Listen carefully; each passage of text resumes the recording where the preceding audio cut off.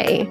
I'm really excited, especially because I think we changed the time so many times that I'm excited I feel like I should have interviewed you a month ago. But Yalda Alaoui, these are like my most favorite conversations. I know it already. This is going to be about inflammation and digestion and everything that everyone wants to talk about all the time. And I was telling a gal friend the other day she's like, what is it that you're really focused on? And I said, I'm really focused on preventive care because I think if we can understand the root cause and we can understand how to take care of ourselves, knowing that there's pieces we can't control, obviously, but knowing that we have like all the tools in our tool belt that are true and real to do and make really good decisions, then you can fall back on that. And so this is like, I think, going to be like the best of those conversations, because not only are you an expert, but you figured it out through your own body, which I want to just hear about and talk about eat, burn, sleep. I mean, all your whole platform, everything you do. So thank you for coming on. And if you'll just tell me, like, I've read about your story and I know who you are, but a lot of people haven't.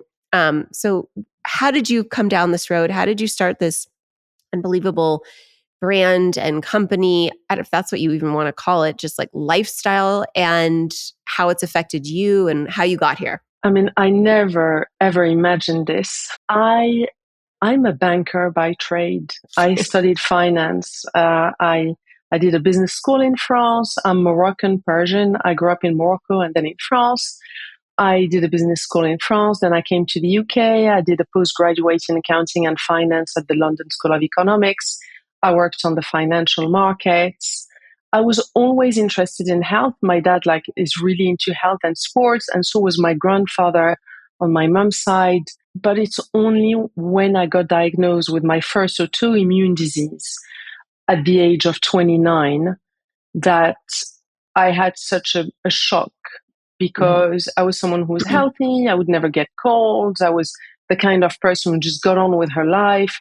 I was always drank moderately. I was not someone whom I deemed unhealthy, but as my friends were young and having a great time, during my first pregnancy, I got diagnosed with this disease. I was actually 28. And then, so I gave birth to my baby. He was healthy, everything great. Thank God, everything was fine. But then a few years later, after my second child, I got diagnosed with another autoimmune disease. So the first one was colitis. The second one is a very rare condition, blood condition called autoimmune hemolytic anemia, which can be fatal because your body destroys your own red blood cells. And in my case, I didn't respond to medication. Even at 100 milligrams of corticosteroids a day, my body was still destroying my red blood cells. It was called hemolyzing. So the hemolysis was still happening. And my hemoglobin levels were dangerously low. They went as low as 4.7, when the normal range is between 12 and 14. Below 8, you need a transfusion. At 4, you're in a coma. At 3, you're dead. When I got hospitalized, I was 4.7. Oh, God. So I had these 2 young children who were 2 and 4, and I had everything I needed. I had all the financial means, but I was incurable. And when I say this, I traveled the world. I went to see the best doctors. I went to see the best gastroenterologists in Europe, in Asia. I went to see holistic doctors in New York. I went to see Dr. Gallen. I went to see Dr. Hoffman. I was just trying to find a solution. I kept going everywhere because I couldn't live a normal life, but no one could fix it. And I decided to take the matter in my own hands, obviously not knowing that I was going to achieve my goal, which was to be healthy again and medication free again. But I did achieve that goal by 2015. So the first diagnosis was 2007. 8 years later, finally, my body is functioning. I'm no longer on meds and I'm well.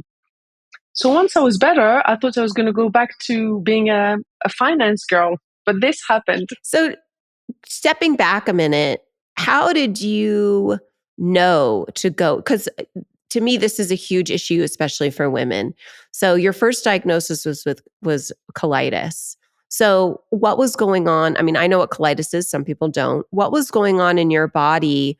And did you understand what the trigger was? If it was just something that happened, a change in your body. A lot of things change when we're pregnant and our hormones are changing and up and down, and it can trigger different things that might have been sort of dormant our whole life, and boom, there it is. So what was happening and what propelled you to do something about it? And I know that might sound really silly, but it isn't, because a lot of times women, like I said, in particular, we're one, not really listening to our bodies. And two, if we are, we just sort of power through and don't take it seriously. So take us back to that time.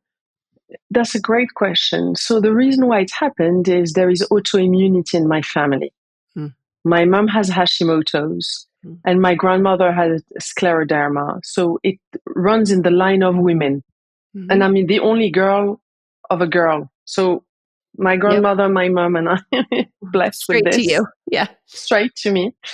Second, as you say, there was an alteration in my immune system with pregnancy, because that's what pregnancy does.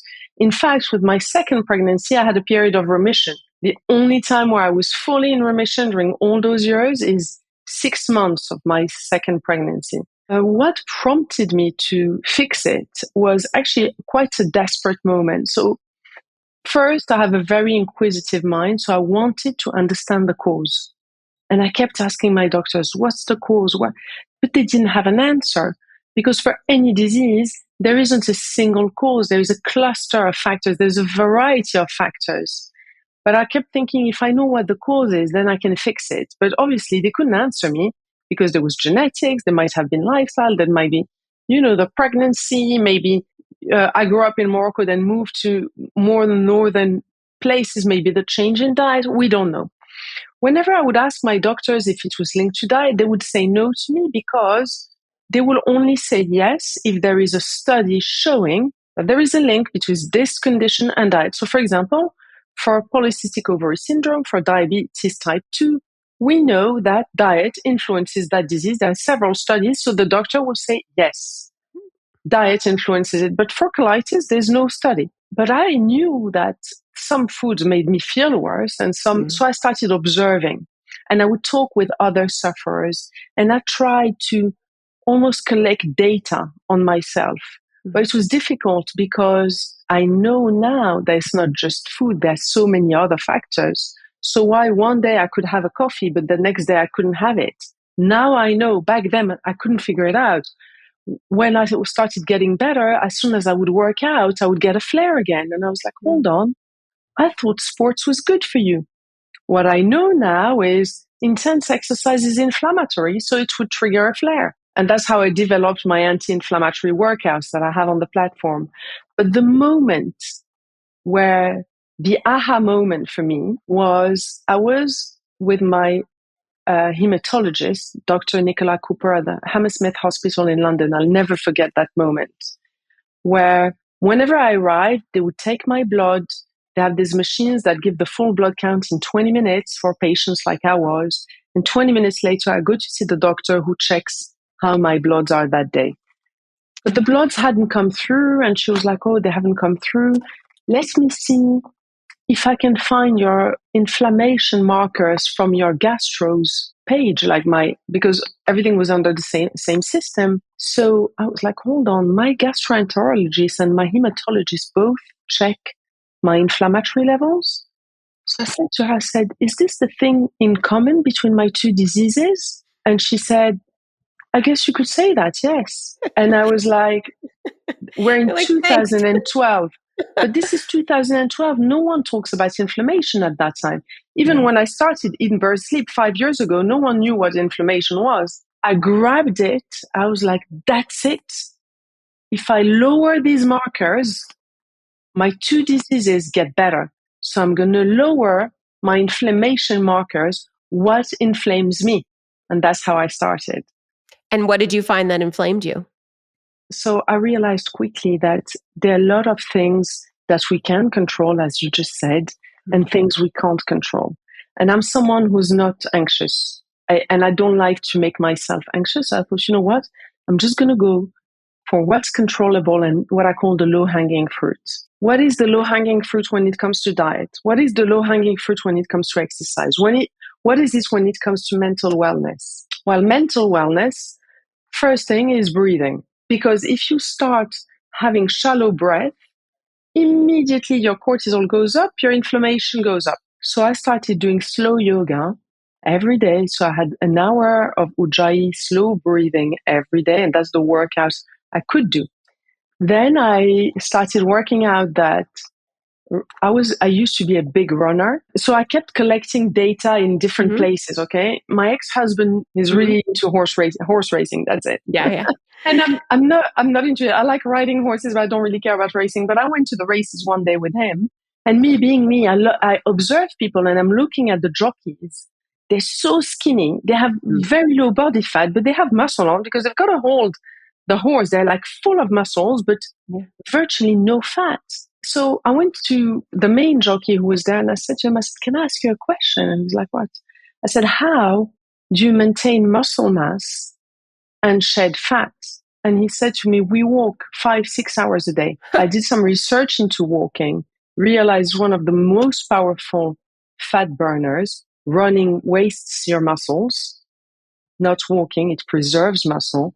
But more importantly, with walking, you go from the left side to the right side of the brain. It is very anti-inflammatory. And it's also been shown that you have a conversation whilst walking, you reduce chances of Alzheimer's, you reduce chances of cognitive decline. So I kept discovering things that were not just good for colitis, but just for health. And actually, inflammation is the cause of 78% of deaths worldwide, chronic inflammation, because it triggers non-communicable diseases, so things you can't catch. So whichever poor genes you carry, if it's cancer, if it's depression, if it's diabetes, if it's autoimmunity, chronic inflammation will trigger it. So what I started discovering was for everything, not just for what I had. And I thought to myself, this is fantastic. I'm going to turn a negative into a positive. I'm going to be healthier than if I hadn't gone through this horrible ordeal. But it was a slow thing. I didn't just discover everything overnight. It was a little bit of data here, and there, testing over time, because, there were other things that were affecting me. And continuing the research, and I have to say we're in 2024, 9 years later, I'm still doing research on a weekly basis. Yeah, I'm sure you will the rest of your life, because yes. the more you learn, the more you know, the more you want to learn, and the more there is to know. And the deeper you go, you realize you can continue always to go deeper. And I'm sure your thirst for knowledge gets bigger and, better. And as you learn more, it's just like, I want to keep knowing, not just for yourself, like you said, for other people, and really turning lemons into lemonade. When did you decide to make it not just about you? When did you decide to build a platform, and how did you decide to build a platform and, not go back to finance, although I'm sure that's useful, but, make this life and building this lifestyle your life's work? So interestingly, after having spent 8 years in this bubble of research, I had this weird thing in my head where I felt that everyone else knew. Because I was so much in it, it became so obvious that I felt everyone knew. I didn't see the value in what I had learned. I was better, but I didn't really see the value. So I went back to finance. I set up a company with an ex-colleague of mine. And once I could do it, my heart was not in it because I was completely obsessed by health. So I would find myself in the morning doing research, in the evening doing research, creating recipes, creating new alternatives, creating new workouts and all of that. And I kept very quiet about my story. The reason why I did is when I was ill, I didn't want people to feel sorry for me. And also, I didn't have the energy to talk about it. Because I poured so much energy. I saw it as a war. I was like, I'm putting all this energy into the war. I haven't got time to report about the war. Yeah. I can't be the doer. Kids. Yeah. And I didn't have time to do it and report about it. So I was just doing it. And I just had one goal, is fix it so I could be a good mom, so I could appreciate my life again. enjoy food again, enjoy my friends and all of it. But of course, I became a different person. I didn't realize that. And one day I was at a dinner party. I was sat next to a gentleman who is a special person, but I didn't know then. And there was something about his energy that made me want to open up. So I told him my story. And this is a man who has worked with Apple for many years, was with Steve Jobs in the early days of iTunes, streaming music, has a company called Platoon, which is now part of Apple. And his thing, his name is Denzel Fagelson. His thing, and everyone knows that, is to take a potential talent, make them believe in them, and make them do it. So I tell him my story, and I had no idea. He said to me, you have to share with people. I said, what do you mean? He said to me, you've got to share. I said, how? He said to me, on social media. And I said, me on social media? Never. Because I never wanted to lose my privacy. Coming from finance, losing my privacy is the worst. I certainly didn't want to be on social media. And then at the same time, a friend of mine, because I'm really into the arts, Vanessa Branson, Richard Branson's sister, asked me to be the president, the chairman of the Marrakesh Art Biennale. So I'm doing this finance thing I don't really enjoy. Vanessa wants me to be the chairman of the Biennale. Denzel thinks I can help strangers on social media. I take myself in the mountains on my own for a week to 10 days. I cut my phone, I cut everything, and I decide to think, what is it that I truly want to do? So how old were you at this point? At that point, it's 2018. I'm 40. Okay. I mean, yeah, big moment. Yeah. This is before my 40th. I was actually 39. So I thought to myself, do I want to continue going to see, family offices, private, anyway, I was like, no, I can add 1% a year to I can help them make more money, but do I really enjoy talking about volatility and Sharpe ratio? And no, not really. Let's just park that, been there, done that. Do I want to do the art thing? I love art. I collect. I have a lot of artists in my family. But do I think about art 24/7? The answer is no. Do I think about health every day, every single day? Do I think about health for at least an hour every single day? The answer is yes. So if I want to be the best at whatever I'm doing, I've got to be passionate about it. Mm-hmm. So I'm going to do the health thing. And also the finance thing, I wanted to do it with a charitable purpose, with education in Morocco. And I had started making phone calls and things to, work with the school system in Morocco, and things proved more complex than I had anticipated.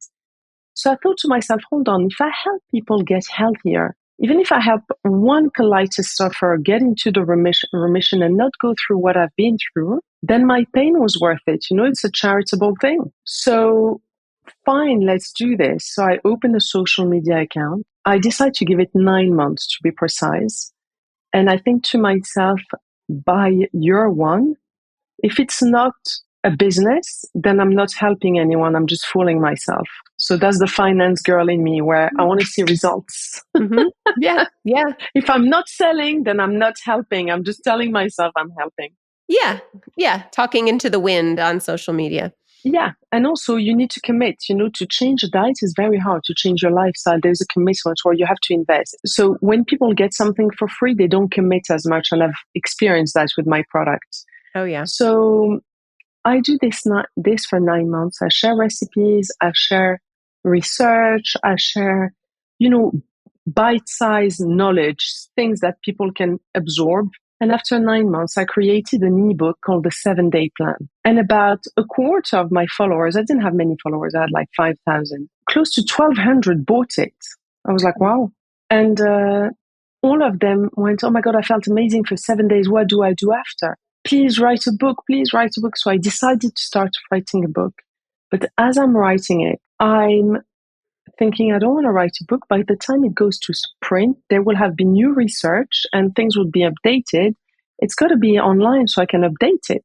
Mm-hmm. So I started building this online platform, and it launched the 1st of October 2019, and it's been going on for 5 years. And now We've added so many different sections for so many non-communicable disorders, from psoriasis to migraines to depression to cancer recovery and support, RA, all the autoimmune. I mean, we kept adding on, and now we have over 250 movement videos, over 350 recipes. I mean, it's a massive platform 5 years later. It's amazing. I remember I started the Lynn Cohen Foundation when I was like 21 years old, when my mom died of ovarian cancer. And I had no idea what I wanted to do with my life. I was in my early 20s. I was like a kid. This was 26 plus years ago. But I do remember in my gut, like deep in my soul, thinking, if I can change one woman's life trajectory and one daughter doesn't have to go through what I went through, that's enough. And I don't know what's going to become of this. I have no idea like where it's going to be and go. And I just, sort of ran down the road of creating this foundation and building upon it and learning more and meeting incredible people and smart and helpful, and then learning myself. And I still have that nugget, deep within my stomach of, if one woman doesn't suffer and one daughter doesn't lose their mom because of anything I've done, that's it. It's an amazing feeling. It's also this amazing feeling to build something that isn't tangible, in the sense that, like when you cook and you have this result and it's wonderful and you can smell it and eat it and taste it and touch it, but to build a platform that's tangible in the way that you're really affecting people's lives. I mean, do you ever take a step back and say, I know how I've made my life better, but look also how I've changed other people's lives? Do you give yourself that moment? I only do when I meet people in the street. So, because it's what I'm doing is not tangible. I receive testimonials all the time. They're words. So I believe them. I don't question them. I believe them. It's really touching. But recently I was on the King's Road in London, and I was just coming out of an art thing, actually, where I had met a lovely lady. We're walking together, and she's like, so what do you do? I briefly tell her my story, and I tell her, I just didn't want other people to go through what I've been through, and, miss those years when my kids were young. And I had this guilt as a mom that I wasn't healthy for them. And as I'm telling her this, there is a woman who stops me. She's with her daughter, and she starts crying. She goes, "You saved my life." And I look at her and I'm like crying. I'm like crying. This woman I've just met at this coffee about art is thinking, what the hell is going on here? Amazing. And she ended up filming us, which was sweet. So this woman had colitis, but very, very, very bad. She couldn't eat anything anymore. She was in hospital. She was about to have her colon removed. Her daughter sent me a message on Instagram and said to me, "This is what's happening. What shall we do?" And I said, "Okay, go on the platform, follow the flare-up protocol, make sure she does this, do these breathing exercises, tell her to not to imagine herself being healthy again without the stomach bags, just to not visualize the surgery." And she did, the physical steps, and slowly, she managed to avoid it by hair, and slowly got herself back to the point of me meeting her in the street, and she was with her daughter. It's amazing. It's amazing. It's so powerful. It's so powerful to share, not just to share your story and share your life and what you've been through and how you've been through it, but it's so powerful to create this unbelievable platform that's, accessible. And that is, there is something powerful about social media when used in the right way. I don't know how old are your kids now? They're 16 and 14. I was say 16, around teenagers. So you're in the thick of it. But it's, understanding ways where this medium can be used really powerfully, and building a platform online, like you said, that is malleable and can grow and change. Because yes, by the time you put a book out into the world, it's old and, it sits on someone's shelf. It has to be updated.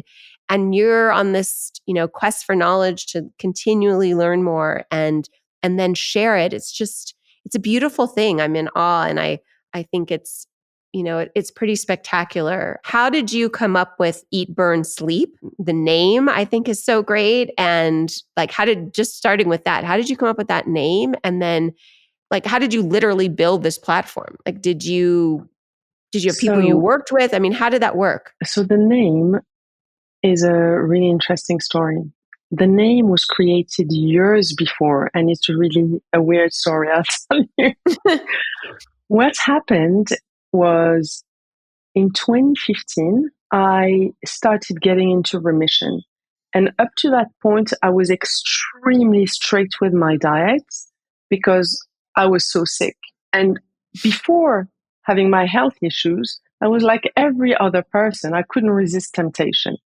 But during my health issues, they were so serious. Whenever I had something that was off, the degradation would take me to hospital a month later. It was that bad. If there was a little bit of dairy and a little bit of something, if I ate, let's say I decided to have a croissant just to enjoy myself, I could count the days before I'd be hospitalized because the degradation of my colitis was so bad. God. But when I got into remission in 2015, I became more normal, where I started getting tempted by things. And I was on holidays in Italy with friends. There were amazing drinks, wonderful champagne, delicious cakes, and all of that. And I'm having a bite here, a little glass there.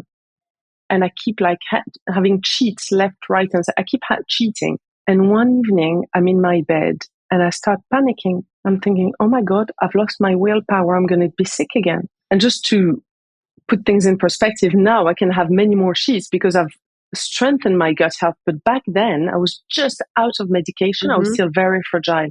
So I decided to look for a coach that would be there for accountability. So I found a coach online, a girl actually based in the US. And I said to her, listen, I don't need any plan.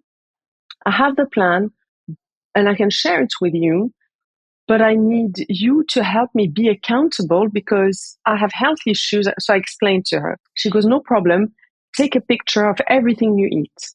Whenever you eat something, you take a picture, and every day at the end of the day, give me all the photos. So that's what I started doing.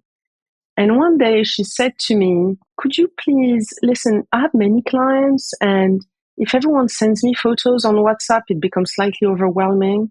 I was like, okay, so how can I send you the photos?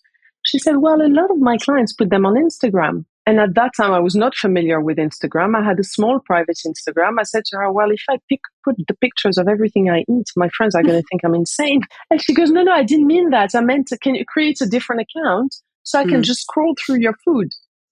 And I was like, okay, of course. What a good idea. No problem. I'll do it. And I'm in Sardinia, August 2015. I'm like, how am I going to call this account? Eat, Burn, Sleep. I love that. Isn't that crazy? Yeah. So I call this account Eat, Burn, Sleep. The friends I was with start following me. They all want to see what I'm eating. Where did burn come from? The eat and sleep I get, but where did the burn come from? Well, I was thinking about movement because I'm someone who loves exercising, and the thing of being able to go back to remission was to move again. Okay. And to be able to go on hikes and do things. So I was like, eat, burn, sleep. But it had nothing to do with a brand. It was just in my head. Yeah. But that's how things work. That's how the best things work, when they just happen organically. Crazy. So I shut the account 2 months later. The few friends who were following me start complaining, oh, we like to see what you eat. I said, don't be ridiculous. I mean, who wants to see what I eat? Whatever. And then a few years later, when Denzel said to me, you've got to create this, he kept suggesting for me to call it Yalda, the Yalda method. And I said, absolutely not. I don't want to have my name on it. I don't want to do that. I kept thinking of brands of people who then sold their brand, like Bobbi Brown. She sold her name. Now she can't use her name. I was like, I definitely don't want to put my name on something. Imagine I sell it, then I can't use my own name. That's ridiculous. I'm not doing that. So I thought, okay, let me see if that account still exists. So I went back on Instagram. The account existed. So I started it again. And that's how we got Eat, Burn, Sleep. I love that. I love that. See, I knew there was a good story in there. I did, because it makes so much sense, but it also is like Oh God, I'm having a brain freeze. What's the name of the book where she goes to Italy and Eat, Pray, Love? Like it has that Yes, sort of like, yes. like that, like, I don't know, it just conjures up different things in your mind, but it goes together and it's like sexy and beautiful, all of it together. And Eat, Burn, Sleep is exactly what this is. That's great. I love that. And I've been to Sardinia and it is so beautiful. And it is a place where great things pop in your mind, when you're surrounded by that kind of natural beauty, for sure. So tell me, how do you feel now when you say, you've built up your body strength inside out? How does it feel? Like how does it feel inside? How does it feel in your brain? So, humans take things for granted. So the better we get, the more we forget how we used to be. And thank God for that. So it happens sometimes. If I have emotional pain more than food, I'll get those cramps that I used to have all the time. And I get a little reminder of how it used to feel like. Mm. But right now, I have more energy than I've ever had, even pre-disease. Because this way of living is so energizing. So I'm 45. I'm going to turn 46 in 2 weeks. Happy early birthday. Thank you. I sleep really well. I sleep 8, 9 hours a week. I have tons of energy, but I'm careful because although all my autoimmune are firmly in remission, I've learned, particularly through all the people that I've coached, that my autoimmune gave me feedback immediately. When you have a stomach issue, as soon as you're inflamed, you get feedback immediately. But as my gut is better, I still have to be healthy because there are more pernicious things that you don't feel that can happen. Mm-hmm. If you have a thyroid issue, you don't feel it immediately. If you have a hormonal issue, you don't feel it immediately. So I'm constantly careful where I live this lifestyle. I enjoy myself. I have different treats. So my treats can be maybe a glass of wine or, I'm in Spain at the moment. There's some fried Spanish food I love, but I balance it out and I do follow the treat system that we have on the platform. And you're conscious of it. You're not making decisions that are not made consciously and knowing that what potential repercussions or what you need to do to keep in balance. Yeah, what happens is a lot of members who are on the platform, they can tell you end up doing this like almost in autopilot. It becomes habits are so ingrained in you, you rebalance permanently, and it's a damage limitation approach. It's not a perfectionist approach. It's very much a damage limitation approach and a nourishment approach. So for example, if you take a calorie approach towards food is always a negative because every food will have calories. If you take a nourishment approach, olive oil, although it has 120 calories per tablespoon, is anti-inflammatory, has oleic acid, is packed with omega-9, is very alkaline. You look at it in a completely different manner. So I like to educate people on the good things in food. For example, mushrooms have powerful anti-cancer properties. So instead of thinking, oh my God, I'm having mushrooms in olive oil and how many calories are they? You think, this is so fantastic. I'm having mushrooms with olive oil. These two things are so good for me. So it's a very positive approach towards food that allows for treats and allows for rebalancing and is a science-backed moderation approach. I love that. I love that.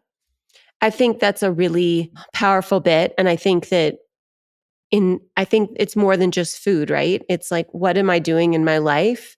What am I giving myself? That's nourishing and that's positive. And it's all the things, right? It's eat, burning, and sleeping. It's what am I doing during the day that I'm being nourished by what I put into my body, by what I surround myself with, by choices that we make. The mind-body connection is so strong. I have a really dear friend who had Crohn's disease. And amazingly, in her 30s, when her hormones shifted, she went into remission after she had her child. And one of my, two of my kids, well, actually, maybe all three of them have gastro issues, we'll just say. And she and I were talking about it, and she was saying, that mind body connection is so strong and it cannot be devalued. And things that are stressors will be triggers, especially, in this sort of early 20s stage of life, as I was giving her the rundown. And she said, even traveling. So even traveling, although wonderful and amazing and you're good, just the shift, the sleep shift, the time change, the being in a place that's not familiar, you might not actually feel stressed, but your body is stressed. And that can trigger all different sorts of autoimmune diseases. And I think I knew that, but I think when you hear someone who's been through the process explain it in a real way and how they've been affected, it really makes a difference. And I just think that thinking about life in terms of nourishing and making choices that are going to nourish you. And if you're in situations that are not, because that's life, right? We don't live in 1 square mile in a bubble. You have to move around and have interactions, and sometimes they're not nourishing. But if you can figure out how to balance that out, I mean, that's one of the keys to a successful, happy life, isn't it? Absolutely. And it's really interesting you say this, because the mental wellness part of my work is huge. Mm-hmm. So for 2 things. First, so stress, as your friend said, can come from many things, from travel, from lack of sleep, from the wrong interactions with people with bad energy, with negative thoughts, or procrastinating, or things that are, just being not aligned, not thinking about ourselves. All sorts of things can create stress. But also, the mind is so powerful. I discovered when I was in hospital with hemolytic anemia that whenever I prayed, the next day I had less symptoms. So my parents are atheists. I grew up with no religion. They don't believe in anything. That's how it is. But when I was in hospital, like the first time I almost died, something happened. And when I came back, I started praying for others. I started praying for people in the hematology ward who had much more serious conditions than mine. I started praying for the nurses who are paid such little money and do such a hard job. I started praying and thanking my housekeeper and my nanny who were looking after my little boys when I was not around. And then I decided that maybe I should pray for myself as well. So I started praying and asking for remission. And whenever I did, the next day I had less UC symptoms. And I was like, hold on, that's interesting. And unknowingly, I was discovering neuroplasticity because I was imagining remission, the body was translating it. Mm-hmm. Or my son, who's very religious, he goes, don't take that away from us, Mom. It's not neuroplasticity, it's God. Well, everyone's God is different. So your God, at your time, yeah, it's, and the word manifesting has become like this, hot word, but it is, it's really understanding your body, yourself, and manifesting how you want to live and how you want your body to feel and be, and your body to live. And I absolutely do think that makes a difference. My mom was diagnosed with ovarian cancer when I was 16 years old. And I went off to college in the 5 years she battled the disease and then ultimately succumbed. But my main thesis, I was a psychology major, and my main thesis was back in the late 90s was the mind-body connection and how you cannot control your body and the physicality of your body with your mind, but you can sure do a lot.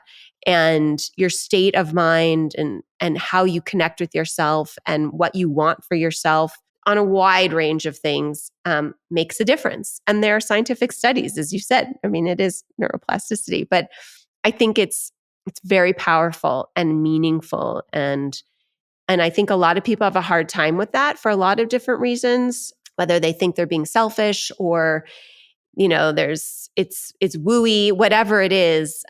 It's not, it's real. It is. And there's a piece of research that came out, I believe July 2023, that shows that patients with a religious practice, spirituality practice, have better clinical outcomes. So you can call this God, neuroplasticity, manifesting, it's the same thing.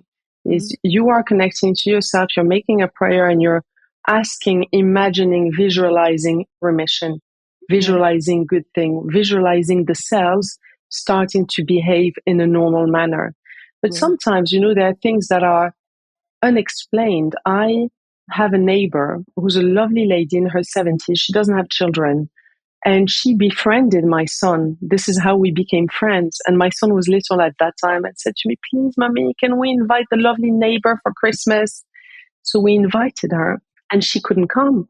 Next time I bumped into her, she starts telling me that she had to isolate. This is during COVID, that she had to isolate because she has cancer and had to go for chemo. She starts crying. She didn't know what I do.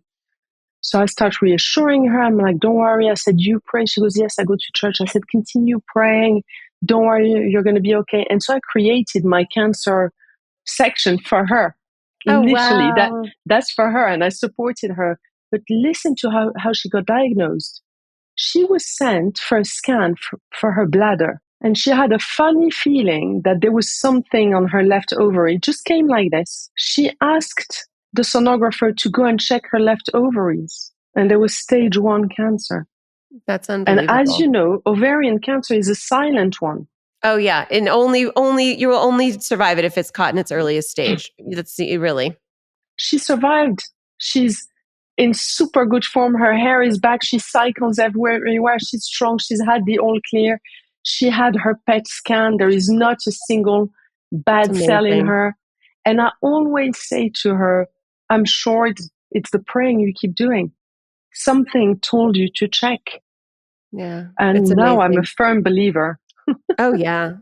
I think the more we teach, especially young women, this sense of know your body, try really hard to connect with it in a way that's non-toxic, right? In a way that's beautiful, in a way that's thankful, in a way that is nourishing, the more likely you are to understand when there's something wrong, when there's something going on outside of that normal and outside of where you should be, which of course changes as we grow and our bodies change. And I think it's really powerful, and it's really hard because there's a lot of negativity surrounding the way that women think about their bodies and, want to change them. And instead of really, I'm going back to what you said, instead of nourishing them. So that's a huge piece, and what you're doing absolutely helps that. Well, I could talk to you forever. I'm thankful for everything you do and what you've put out into the world, and taking that leap and sharing your story and doing really something so powerful and so amazing with it. Definition of lemons into lemonade. So as a human, as a woman, thank you. And I hope we can continue maybe doing stuff together in the future, because what you're doing is amazing. That would be with pleasure, Amy. And thank you for your work. It's so important to raise awareness for all these cancers, particularly as, sadly, the rate of diagnosis is rising, as you know. Mm-hmm. So thank you for the work you're doing. And it's really wonderful.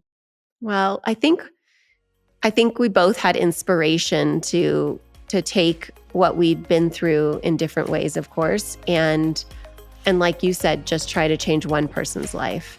And I think if you do that as you have, then you've hit it, you've done it. And so to keep the momentum and change more than one person's life, I don't know if there's much more we can ask for in this life. So it's pretty awesome. Thank you so much for your time. This was wonderful. Enjoy your time in Spain. I'm a little jealous.